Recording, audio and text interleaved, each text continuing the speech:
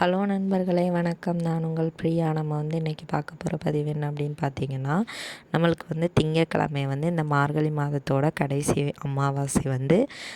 So அன்னைக்கு நம்ம இந்த 3 விஷயங்களை பண்ணணும் அப்படின்னா கண்டிப்பாக நம்மளுக்கு பண கஷ்டம் தீரும், கடன் பிரச்சனையும் தீரும்.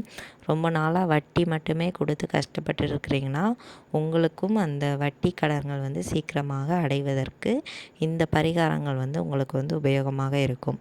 அதுக்கு முன்னாடி நம்ம சேனலில் நீங்கள் இன்னும் சப்ஸ்கிரைப் பண்ணாமல் பார்த்துருந்தீங்க அப்படின்னா மறக்காமல் சப்ஸ்கிரைப் பண்ணி வச்சுக்கோங்க. இந்த வீடியோ உங்களுக்கு உபயோகமானதாக இருக்கும்.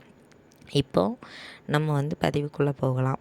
முதல்ல நீங்கள் அமாவாசை நாளை நம்ம என்ன செய்யணும் அப்படின்னு பார்த்தீங்கன்னா, முன்னோர்கள் வழிபாடு மிகவும் முக்கியமானது.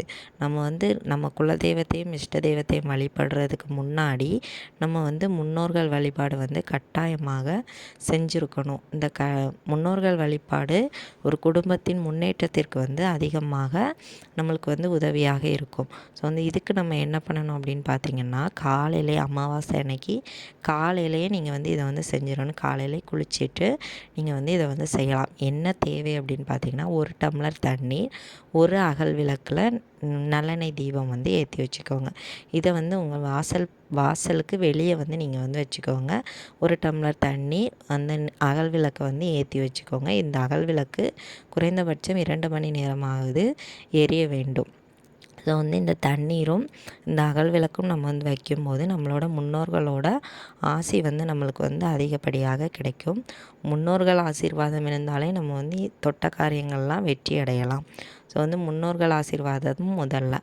அதுக்காகத்தான் இந்த ஒரு வழிபாடு. தண்ணீர் ஒரே ஒரு டம்ளர், அது எந்த டம்ளராக இருந்தாலும் சரி, பிளாஸ்டிக் டம்ளராக இருந்தாலும் சரி, கண்ணாடி டம்ளராக இருந்தாலும் சரி, நம்ம வீட்டில் யூஸ் பண்ணக்கூடிய சில்வர் டம்ளராக இருந்தாலும் சரி, 1 டம்ளர் தண்ணீர், ஒரு அகல் தீபம், நல்லெண்ணெய் தீபம். மறக்காமல் இதை ஏற்றி பாருங்கள். கட்டாயமாக உங்களுக்கு நல்ல பலன் கிடைக்கும்.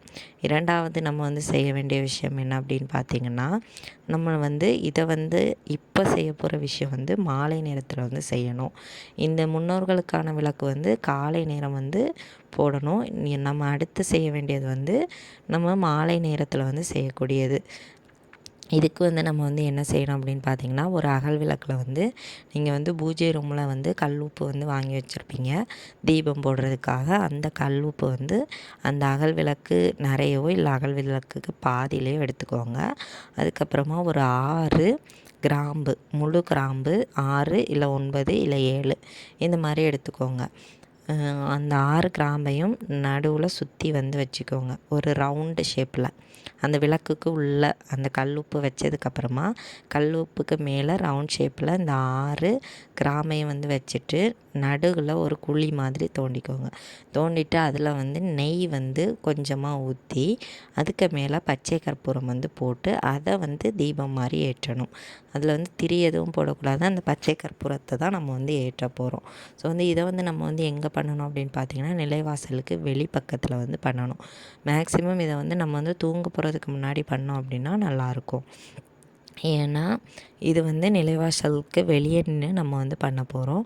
நம்ம நிலைவாசல்னால் நம்மளோட அந்த மரச்சட்டத்துக்கு வெளிப்பக்கமாக நீங்கள் வச்சு இந்த தீபத்தை ஏற்றிட்டு உங்களுக்கு என்ன மாதிரியான கஷ்டங்கள் இருக்குது, என்ன கடன் இருக்குது, என்ன பிரச்சனை இருக்குது, எந்த பிரச்சனையாக இருந்தாலும் அதை சொல்லுங்கள். உங்களோட முன்னோர்கள், குலதெய்வம், இஷ்ட தெய்வம் எல்லாத்தையுமே வேண்டிட்டு இந்த தீபத்தை நீங்கள் ஏற்றுங்க. அந்த பச்சை கற்பூர தீபம் எவ்வளவு நேரம் எரியுதோ அவ்வளவு நேரம் உங்களோட வேண்டுதல்கள் என்னென்னலாம் இருக்கோ எல்லாத்தையுமே சொல்லலாம். அது தன்னால் குளிரணும். நீங்கள் அணைக்கக்கூடாது, குளிர வைக்கக்கூடாது. அப்படி இது 2வது முறை. இது நிலைவாசற்படிக்கு வெளியே நின்று நீங்கள் செய்யக்கூடியது.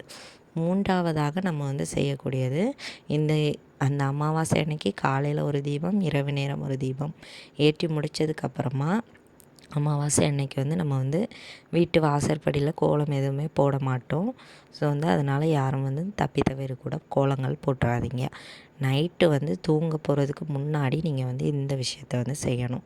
அது என்ன விஷயம் அப்படின்னு பார்த்தீங்கன்னா, ஒரு கப்லையோ இல்லை ஒரு பிளேட்லேயோ கொஞ்சம் சர்க்கரையோ இல்லை நாட்டு சர்க்கரையோ ஏதாவது ஒரு இனிப்பு வகையை நீங்கள் எடுத்துக்கோங்க.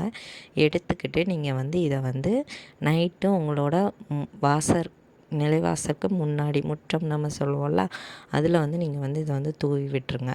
அந்த சர்க்கரையோ நாட்டு சர்க்கரையோ இது வந்து எதுக்கு அப்படின்னா, நம்ம வந்து நம்மளால் அடுத்தவங்களுக்கு வந்து அன்னதானம் வந்து செய்ய முடியாது. அந்த அளவுக்கு வசதியாகவும் நம்ம வந்து இல்லை. செய்ய முடிஞ்சவங்க வந்து செய்யலாம். அடுத்தவங்களுக்கு தானமாக ஏதாவது வாங்கி கொடுக்கலாம். தானத்திலே சிறந்த தானம் அன்னதானம் அப்படின்னு வந்து சொல்லுவோம். நம்மளால் அப்படி பண்ண முடியல அப்படின்னா, ஒரு 10, 20 எறும்புக்கு நம்ம வந்து சாப்பாடு போட்ட ஒரு ஒரு நன்மையை வந்து நம்மளால் வந்து பெற முடியும். அதுக்காகத்தான் இந்த சர்க்கரையோ இல்லை நாட்டு சர்க்கரையோ வெளியே தூவி விடும்போது, அதை வந்து நம்ம வந்து 100க்கும் மேற்பட்ட எறும்புகள் வந்து சாப்பிடும்போது, நம்மளுக்கு வந்து ஒரு 10 பேருக்கு அன்னதானம் பண்ண ஒரு பலன் வந்து நம்மளுக்கு வந்து கிடைக்குமா. இது வந்து பூர்வ ஜென்ம நம்மளோட கர்ம வினைகளை கூட குறைக்கிறதுக்காக நம்மளுக்கு வந்து இது வந்து உதவியாக இருக்கும். ஸோ வந்து மறக்காமல் இந்த 3 விஷயங்களையும் நீங்கள் வந்து செய்யுங்க. உங்களோட கடன் பிரச்சனைகள்லேருந்து நீங்கள் வந்து வெளிவரலாம். கண்டிப்பாக இது வந்து தொடர்ந்து நீங்கள் வந்து ஒவ்வொரு அமாவாசையும் செய்துட்டு வரும்போது அதற்கான பலன்களை வந்து முழுவதுமாக நீங்கள் வந்து பார்க்க முடியும். கட்டாயமாக உங்கள் வாழ்க்கையில் வந்து நிறைய மாற்றங்களையும் நீங்கள் வந்து பெற முடியும். ஸோ மறக்காமல் நீங்கள் வந்து இந்த அமாவாசைக்கு இதை வந்து செஞ்சு பாருங்கள். அதிக பலன்களை பெற முடியும். இந்த பதிவு வந்து உங்களுக்கு உபயோகமாக இருக்கும்னு நினைக்கிறேன். உபயோகமாக இருந்துச்சு அப்படின்னா லைக் பண்ணி ஷேர் பண்ணுங்கள். இந்த வீடியோவின் முழு பதிவை பார்த்ததற்கு மிக்க நன்றி.